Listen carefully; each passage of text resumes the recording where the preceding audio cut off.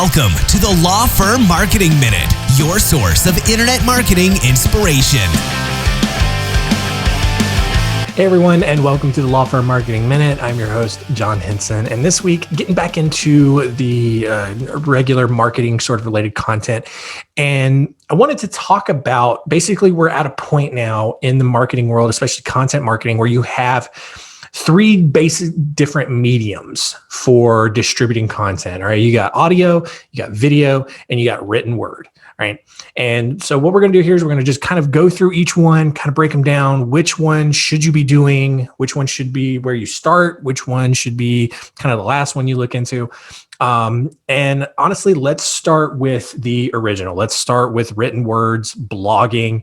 I think this is still a great way to get information out. People can save it, kind of come back to it. It's a lot easier to digest in terms of, kind of picking out information, especially if you format your blogs correctly, kind of highlighting important bits of information.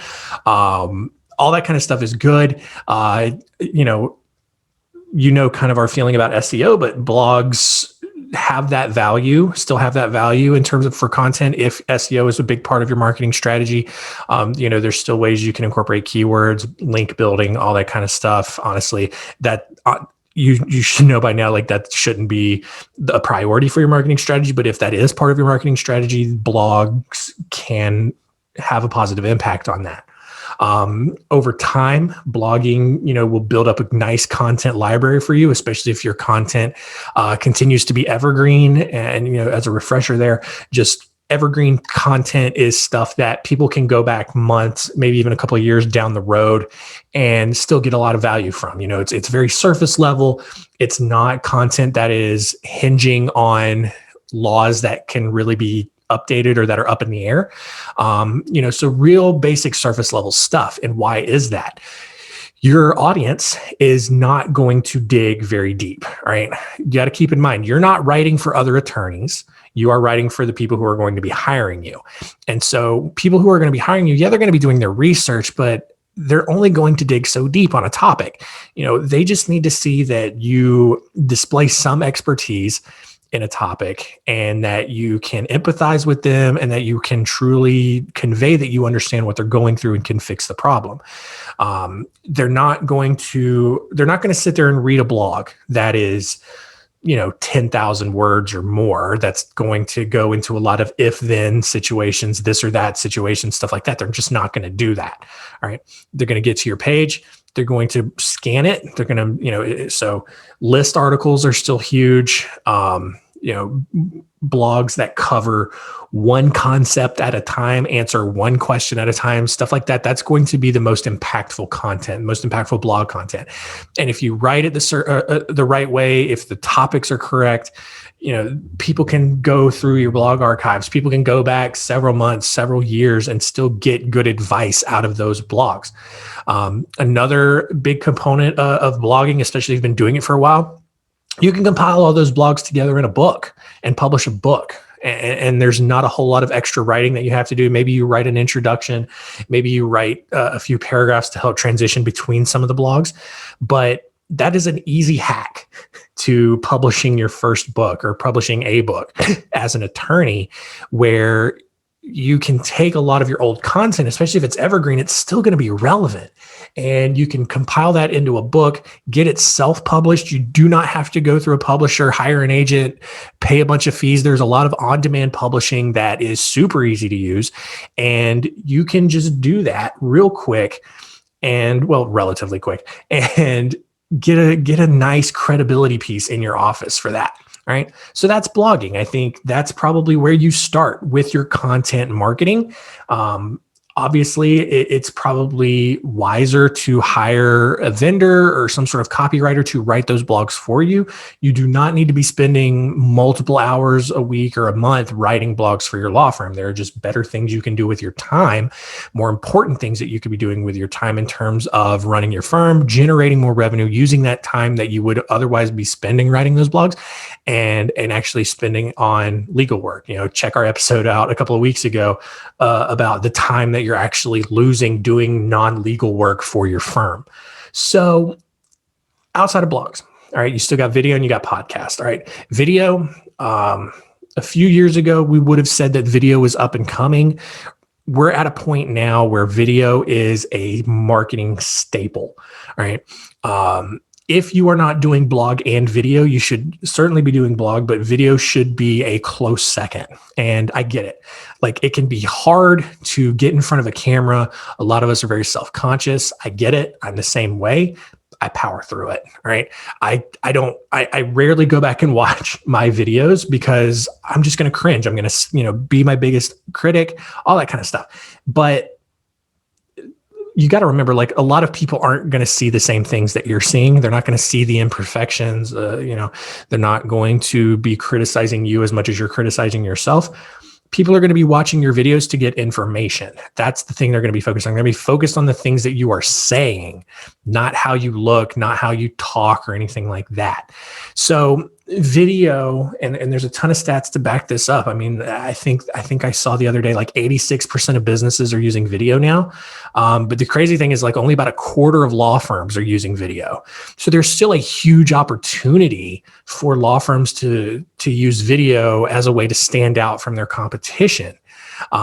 It's a great way to break down those barriers. I've talked about this on this show before. I had this weird picture of attorneys before I started working with them that attorneys were these super intimidating, money hungry, sort of mean people. And for the most part, that wasn't true at all. That I learned as I got into working, I realized attorneys are just normal people. You got personalities. You have hopes and dreams like everyone else does. Your job is legal. And so breaking that barrier down, and I'm not the only one that had that opinion or that vision or view of lawyers, but so video, though, is a great way to break those barriers down. It allows people to hear your voice, see your mannerisms, kind of see how you talk, but also get that knowledge and get that understanding to break down those barriers and feel more comfortable with you before they have an in-person or a virtual consultation with you.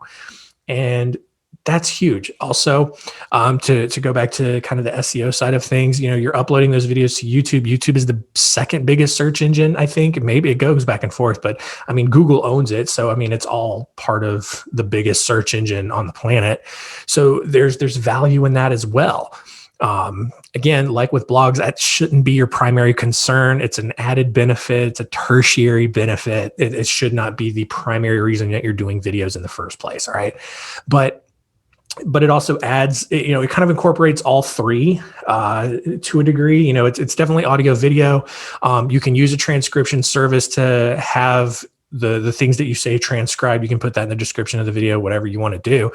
But it is a well-rounded form of marketing content. And so again, where I think every attorney should be blogging, I'm at a point where I in terms of the marketing landscape, I think every attorney should be doing video.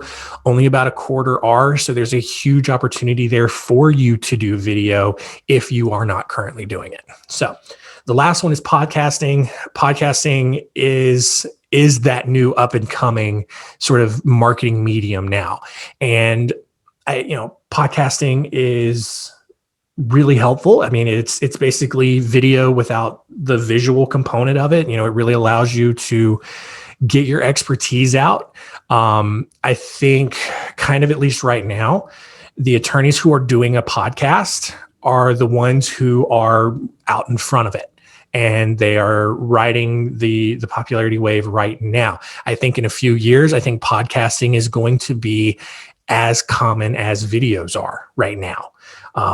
But at least early on, a lot of podcasting, while a lot of people are listening to podcasts, I mean, it's a super high percentage of people listening to podcasts weekly.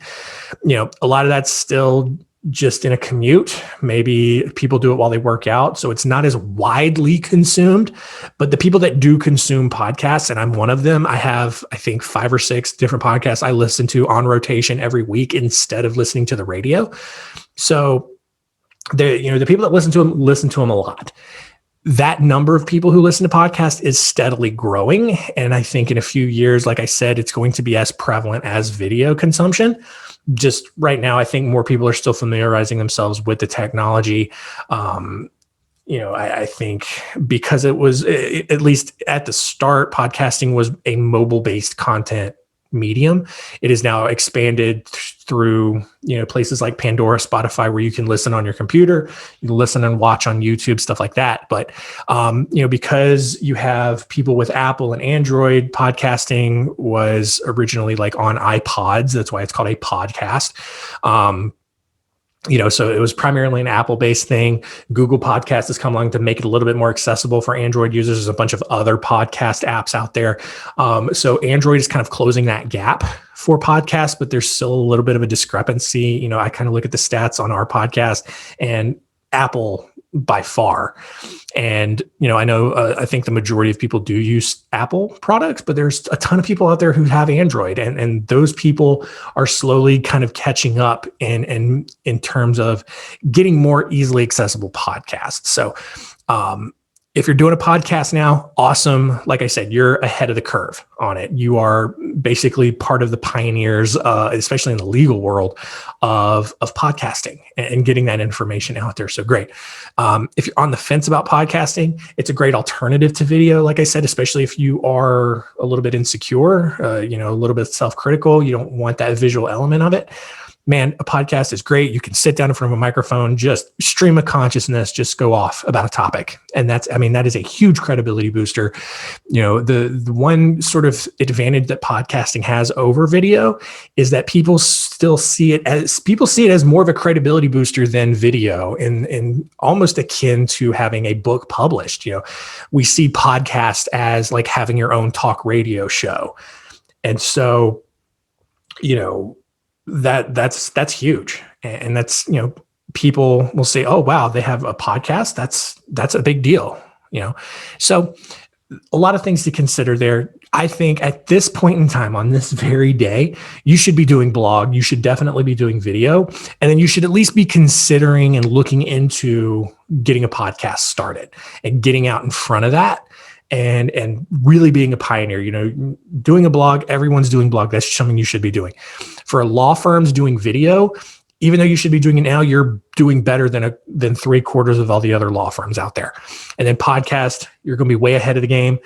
It'll be a huge credibility booster, and also something that's fairly easy. There is a bit more of a time component to it, but there's a big time component to video if you do them yourselves versus hiring it out. So time is going to be a factor for all of these, but I still think blog is most important, very close followed behind video. And then podcast, should be kind of something that you should be considering if you have some various other marketing pieces in place. Don't start with a podcast. I don't think anybody's going to tell you that you should be starting with a podcast. But that should be something that you should start once you have a pretty good content foundation in place.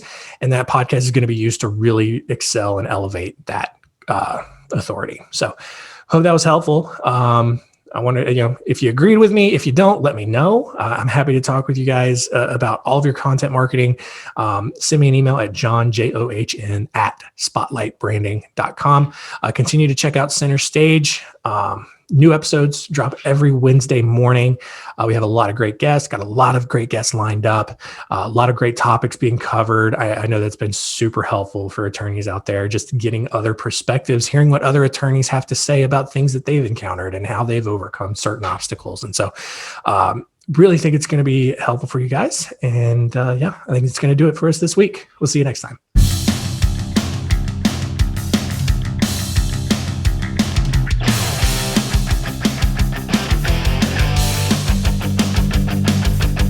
Thanks for joining us. Please visit lawfirmmarketingminute.com for more information.